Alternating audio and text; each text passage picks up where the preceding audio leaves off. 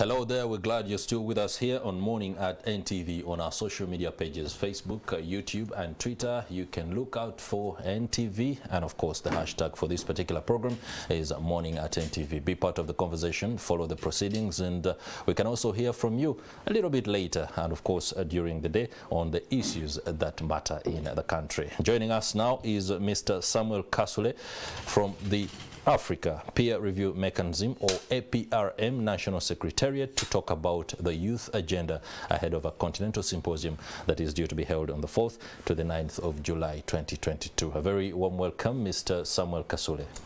A very good morning. Good morning. How are we, and what is going on at the APRM National Secretariat? Thank you so much.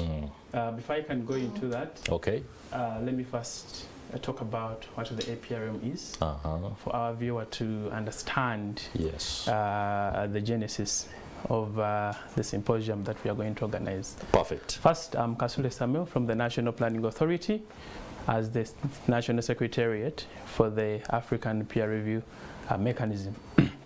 The African Peer Review Mechanism is a mechanism that is voluntarily acceded to by African countries, member states, and it fosters adoption of policies, standards, and practices that lead to high economic growth,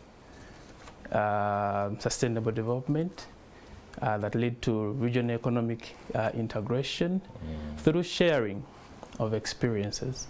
Okay. That one I must be emphatic. All right. Through sharing. Through sharing of experiences. Reinforcement of best practices. Okay. And as well identification of deficiencies in certain areas of governance. Oh, so in my layman's understanding, the mechanism is a way of seeing how other people are doing what they're doing. If it is good, then we can copy or improve. Yes. If it isn't, then we can learn not to go into the kind of quagmire they could be in as far as politics or socio-economic transformation is concerned. Yes. All right. Can I ask this question before we can go into the detail of the symposium? Yes. How much of benchmarking are other countries or other communities in the region doing from Uganda? Are we offering much, or we are taking a lot? It is both ways. We are providing good best practices. A major one I can highlight is Uganda is considered the best country in refugee management and integration. Sure. And that was considered in our second review that the APRM undertook in 2017. So that best practice is considered in Africa, and actually Uganda was considered to host the migration conference that will later on, come and talk about. Okay. So there are several best practices that the country has shared through our head of state at the African Union Summit. Yes. Okay, now the youth agenda within the African Peer Review Mechanism framework must be a huge campaign that is going on. We do understand right now that most of the African population is made up of youth who are preparing to be the next generation leaders. However, there has been concern, and this is a very uncomfortable question for most of our leaders to answer, the fact that integration of youth into management and the politics of the day is not only slow, but appearing to be deliberately, constrained, and it's causing a bit of trouble as the youth who are supposed to be able to take on positions, take on campaigns, to be able to drive the agenda for development in the next millennia or in the next years are left out. When we see youth agenda under APRM, isn't this lip service or the latest in a series of lip service campaigns? Thank you for that.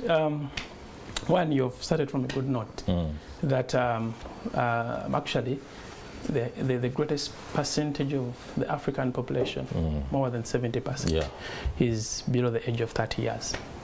So that poses a key question that it can either be a challenge or it can be an opportunity. It can be an opportunity in terms of the African countries being able to leverage and transition and the demographic dividend, that this youthful population in the next year should be more productive. But however, if not, then it will be a challenge. Therefore, the APRM, like other, even here in the country, we are mainstreaming youth empowerment, and we are considering it as critical for, one, a prosperous, sustainable, and self-sustaining Africa. That's why, in line with the African Agenda, Aspiration 6, it talks about involvement of the youth in development of Africa. And it's against that background that now the APRM has mainstreamed the youth in its development efforts. And the third Youth Symposium was conceptualized around youth empowerment. How do we empower the youth to engage in governance? In governance. Yes. Take us through the previous symposia, the first and the second resolutions reached, how far implementation of those particular resolutions has gone, and whether we are on track ahead of the third symposium. Yes. The first symposium was held in Chad, and the second symposium was held last year in Kenya, and now the third Youth Symposium.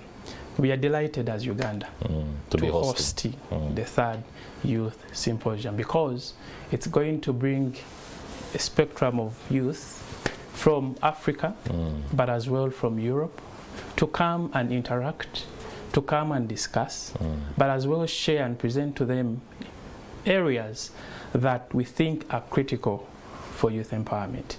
Yes. There is a tendency for African conferences and gatherings where delegates come to deliberate on issues of the day, and then we disperse and wait for the next such gathering to again speak or be seen to speak about issues. And that's why I asked about the very first and the third symposium. I don't know if you have this information with you, please do share with us the aspects that were touched on the first symposium and then the second, because within three it's held on an annual basis, right? Yes. Yeah, there is enough time to do follow-ups on what was discussed in the first, how far we've come, what were the pertinent issues that Uganda presented perhaps, or, well, didn't present but adopted later on, and have either morphed into the greater aspect of the youth agenda and driving the ability of youth to take on these governance roles. Can you just give us an idea of what that is?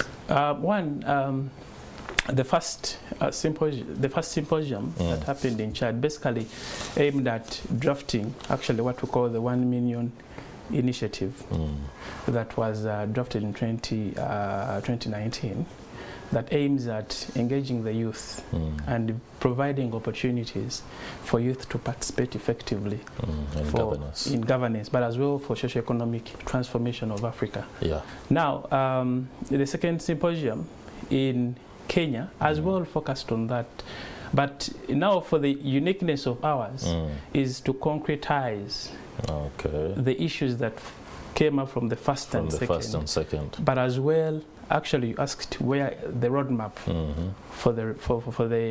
for the outcome document of the symposium. I must say that the outcome document, like the one that we are going to have, will be presented by His Excellency the President. His Excellency the President. At the African Summit of Heads of State and Government next year in February. So those recommendations that the youth are going to provide from this year's symposium will be part and parcel of the implementation strategies for African governments going forward for the subsequent year. Okay. Yes. The agenda for youth in Uganda and indeed Africa has often found itself at the behest of the politics of the day. And many times youth find themselves in a position they are unable to make the critical decisions because either they are grappling with challenges that mean they can be compromised. Yes. Now, no doubt it's not a political issue here, but it's something of fact.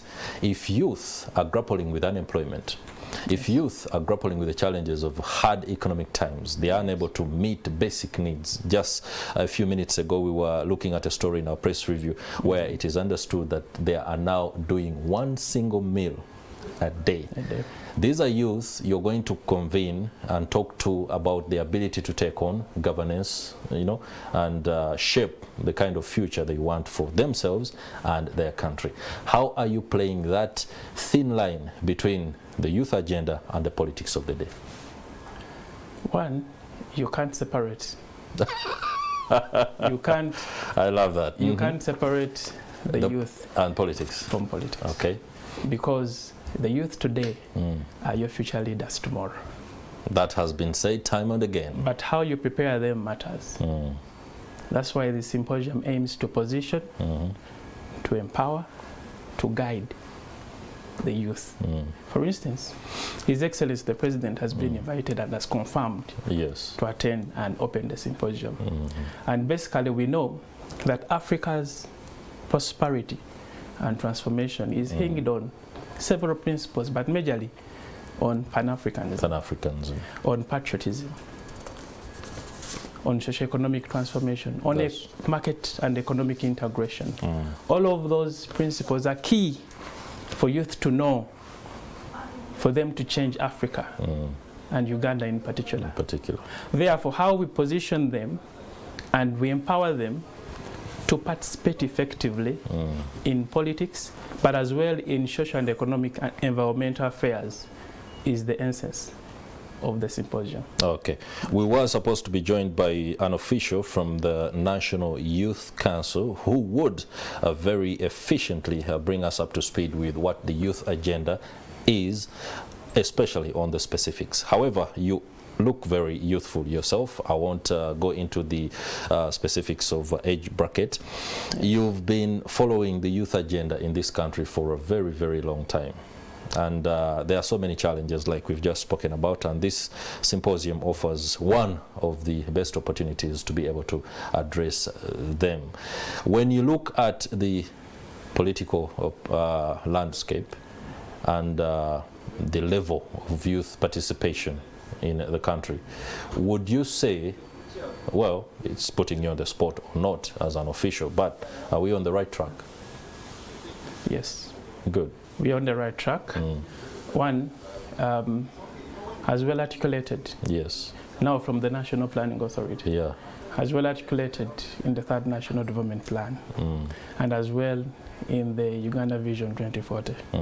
Which aims now to ensure participation of the youth in the implementation of the plan. For instance, the youth have a very central role to play in actualization of the parish development model. If you follow, you know that government prioritization very quickly is towards the marginalized. That's right. Which include youth, women, and other groups. So the priority for government towards the youth is positive and well targeted to ensure that the youth are empowered to as well participate in other spheres. For instance, in music, for instance, in where they have their talents. Yeah. Yes. All right. Improvement of the arts, no doubt, is something that many government officials are priming as one of the drivers of youth transformation. Time now for a short break, but do stay with us. We shall be returning, and the conversation shall continue right after. Hello, we're glad you're still with us here on Morning at NTV. And the discussion is, what is the youth agenda in light of an upcoming symposium of the African Peer Review Mechanism? And we have an official from the Continental Secretariat and one of those who are organizing the symposium that is due to take place from the 4th to the 9th of July 2022. Joining us on the show is the an official from the Finance Department, the National Youth Council, Sam Ogwal. Many thanks for joining us. A very good morning. Yeah, good morning, Chris. You are the moneybags at National Youth Council. I'm personally delighted to be sitting near you. How are you? I am okay. You know, when you say like that, or when you talk like that, it reminds me of what the young people always say, that I am the junior Minister of Finance. But nevertheless, those are blessings. Those are blessings. Yeah, thank you. I am the Secretary for Finance. Secretary for Finance. Yeah, to the National Youth Council of Uganda. All right. Yeah. Yeah, you come at a time when we are discussing the youth agenda in the country in light of an upcoming symposium from the African Peer Review Mechanism. and everything around the Continental Secretariat's organization, and ensuring that youth become part and very central to the governance agenda, not only in Uganda but Africa. First, take us through what is the state of affairs when it comes to the youth agenda in Uganda right now. The state of affairs of the youth agenda in the country, I can say that we are 50-50. 50-50 to the effect that in some sectors we are doing well when it comes to the youth participation in governance, but in some sectors, like when it comes to the empowerment, we are not actually doing very well. You're aware that the rate of unemployment in the country is alarming, and the people who are affected severely by these vices are the youth.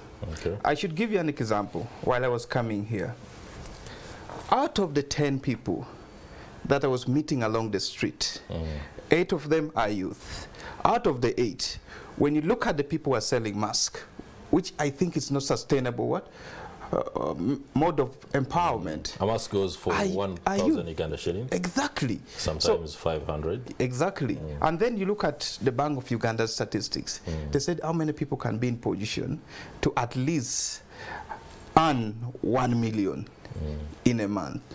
1%. So we are not really doing very well when it comes to the issue of empowerment. And I must say that even you, Chris, if you don't have anything in your pocket, you will not smile with me. You can't. You cannot. So that one we are not really doing very well. In fact, I have to smile because I have to do the show. Exactly, because there's something that is going to come in your pocket. Thank you. He has laughed at me.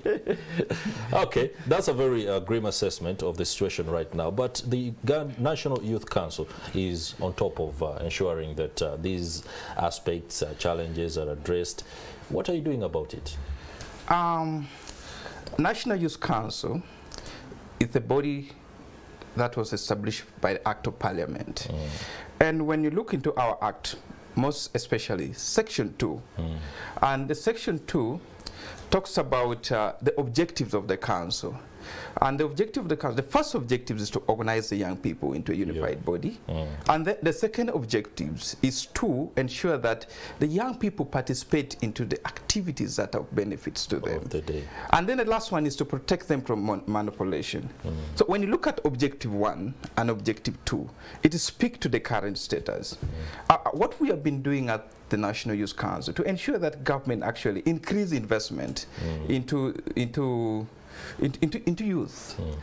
When you look at right now, what is happening is that government is rolling out the PDM, the parish development model. It's the talks everywhere. Everyone is asking themselves, are we going to benefit? A rural youth is asking, how am I going to access this fund? So I think what we did very well is that to ensure that government earmark 30% fund allocation. Though we are having controversy here and there, but we have learned that the controversy is coming in because the information has not reached to the key implementers. Yesterday we had a meeting with the Minister of Local Government to put in front of him some of the issues that the youth are talking about. And I must say that he assured us that the 30% fund is still available vis-a-vis the 30% enterprise. So I think that's a milestone. But of course, it is not enough. Our heart as the young people to ensure that government have a specialized programs for them. We used to have the youth livelihood programs.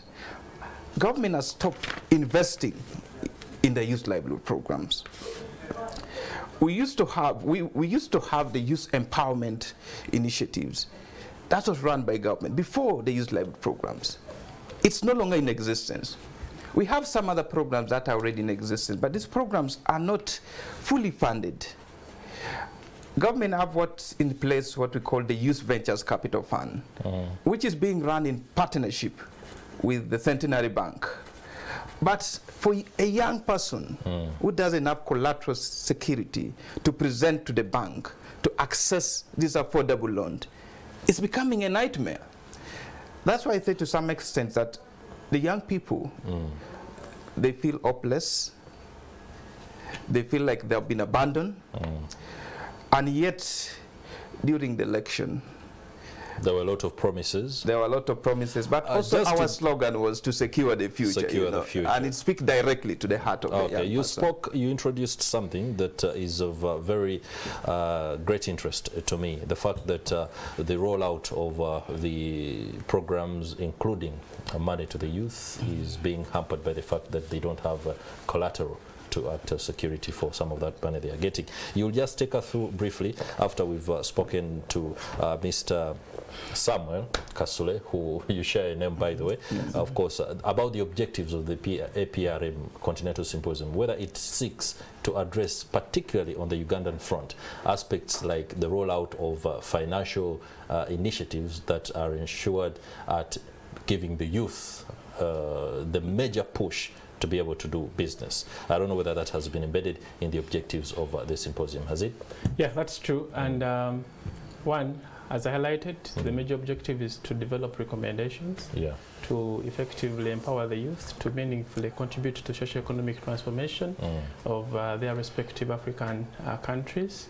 Now, the specific objectives, yes, empower the youth to participate in governance, leadership and involvement, but also to strengthen their role in implementation of the Agenda 2063. The African Agenda 2063 is our aspiration that Africans want. The Africa we want to see by 2063, but also the Sustainable Development Goals, and also the country-specific. For instance, for us in Uganda, our national aspiration is the Uganda Vision 2040 and the National Development Plan. So the youth have a role to play, but also to assess their role in domestic resource mobilization, but also assessing how they can effectively assess development financing. So in line with some of those specific objectives, we have areas, thematic areas for discussion that will be pertinent in informing, the areas for the youth to be empowered. For instance, you talk about youth unemployment, but how do we ensure that there are enough jobs, quality and gainful jobs for the youth? We will talk about the sexual reproductive health and rights. That is critical, for now. We will talk about access to finance for the youth. He has talked about the loans. So it is really embedded in the discussion, that we'll have. Allow me draw your attention to one of the leading, and I suppose personally think one of the leading socio-economic empowerment campaigns for the youth on the continent, the Tony Elumelu Foundation Initiative. That is a Nigerian concept from Nigerians that has rolled out across Africa and is empowering very many youth. I don't know whether within the framework of the symposium the Tony Elumelu Foundation shall be speaking, or some of the officials will be giving us an idea. It is something to benchmark. Of course, you say the APRM benchmarks best practices in one country to another. I don't know whether that has been part of it. Is it? It can still be incorporated in the program. It can still be incorporated. And, but it's a good suggestion. Yeah, I hope it's something that the discussants will look into, because I personally followed it. I wrote a proposal one day about bricklaying, and if it had gone through the way I had written it, of course I wouldn't be on the show. But and you got the money. Thank you for that. Yeah, just get us through, give us an idea of the spectrum of youth who've been invited to attend this Continental Symposium in light of National Youth Council and whoever you are speaking to or accommodating within your circles. Thank you, Chris. I must also say thank you to the government of Uganda for accepting to us this wonderful symposium. That's right. And we, the young people, don't take the opportunity for granted. As earlier on I stated, we have a lot of challenges facing the young people of this country, and it's opportunity for us to benchmark from other countries how they are succeeding when it comes to the issue of youth empowerment, but also for us as a country also to shape the continental agenda. By the fact that it's being hosted here, it means that we have already a bigger role to play towards the development of the recommendation that my colleagues from APRM Secretariat stated, towards understanding some of the continental issues that really need the input of the institution like the National Youth Council and the government of Uganda. Very quickly. Yeah, and then I must say that we have been part of this process from day one. We have not joined from anywhere. Okay. Yeah, so, and the National Youth Council is fully on board towards supporting the young people. Okay, very quickly. I'll ask you to make the closing remarks by telling us exactly how the youth can participate. Where do they register? Yeah. The youth, some of them have been applying online, and I think the link is available via the National Youth Council Twitter page. And then also, we have also been extending invitation. And I must say that 50 youth leaders, they've already been accommodated into the among the participants, and then also we have the international participants, which others are sponsoring themselves to come and attend the symposium because they're passionate about African development. That's right. Yeah, and then we have people who are going to be covered partially. They will cater for their flight tickets, but at the end of the day, they will be accommodated. And then, of course, we have people who are going to be fully sponsored, of which I think some of the Ugandan youth are part of them, and the majority, I think, actually. So the symposium is still open to partnerships and sponsorships? Exactly. Where is the symposium going to be held? The symposium will be at the Commonwealth Speak Resort, Munyonyo. Yes. Okay. Gentlemen, many thanks for those perspectives with regard to the upcoming symposium and the youth agenda. We can have an opportunity to continue the conversation another time. However, on our social media platforms, this conversation does continue. That has been Sam Ogwal, Secretary of Finance at the National Youth Council, as well as Samuel Kasule, an official from the African Peer Review Mechanism National Secretariat, speaking about the upcoming Continental Symposium due on the 4th to the 9th of July at the Commonwealth Resort in Munyonyo, I must emphasize. That's it for Kickstarter. Morning at NTV continues. We shall be taking note, and of course, do keep around for that. We shall be speaking about improving community livelihoods for rural communities. We are glad to amplify these messages.